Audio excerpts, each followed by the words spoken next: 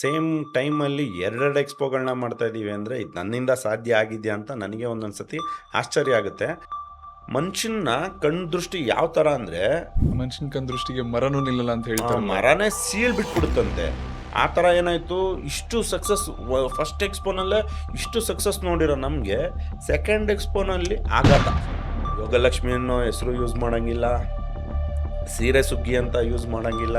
ನಮ್ಮ ತಂದೆ ನಾನು ಹುಟ್ಟಕ್ಕಿಂತ ಮುಂಚೆಯಿಂದನೂ ಮೈಸೂರು ಸಿಲ್ಕ್ ಸ್ಯಾರೀಸ್ನ ನೇಯ್ತಾ ಇದ್ರು. ಕರ್ನಾಟಕದಲ್ಲೇ ಬಿಗ್ಗೆಸ್ಟ್ ಎಕ್ಸ್ಪೋ, ಆಮೇಲೆ ಒಂದು ಮಾಡೋದಕ್ಕೆ ಎಷ್ಟು ಕಷ್ಟ ಇದೆ ಅಂತ ನಮ್ಗೆ ಗೊತ್ತಾಗುತ್ತೆ. ಏನೋ ಒಂದು 0 ಇಂದ ಸ್ಟಾರ್ಟ್ ಮಾಡಿರೋ ಹುಡುಗ ನಾನು. ಒಂದೆರಡಲ್ಲಿ ಏನು ಸರ್, 15 ಎಕ್ಸ್ಪೋಸ್ ಮಾಡಿದ್ರ ನೀವು? ಹೌದು, ಜನರ ಮನಸ್ಸನ್ನ ಇನ್ನೂ ಗೆಲ್ಲಬೇಕು ಅನ್ನೋ ಮಹತ್ವಾಕಾಂಕ್ಷೆಗಳೆಲ್ಲ ಇದೆ, ಅದಿನ್ನೂ ಪೂರೈಸಿಲ್ಲ. ಒಂದು ಹೆಜ್ಜೆ ಇಟ್ಟಿದ್ದೀವಿ ಅಂತ ಅನ್ನಿಸ್ತಾ ಇದೆ. ಆ ಥರ ಟೆಕ್ನಾಲಜಿ ಹೋಗಿದೆ ಅಂದರೆ, ನೀವು ಪ್ಯೂರ್ ಗೋಲ್ಡ್ನ ಕೊಟ್ಟರು ಅಷ್ಟೇ, ಈಗ ಉಮಾ ಗೋಲ್ಡ್ನ ಕೊಟ್ಟರು ಅಷ್ಟೇ, ಮಿಷಿನಲ್ಲಿ ಚೆಕ್ ಮಾಡಿದ್ರೆ ಔಟ್ಸೈಡ್ ಏನಿದೆ ಅದನ್ನ ಪ್ಯೂರಿಟಿ ಕಂಡು ಹಿಡಿತಾರೆ.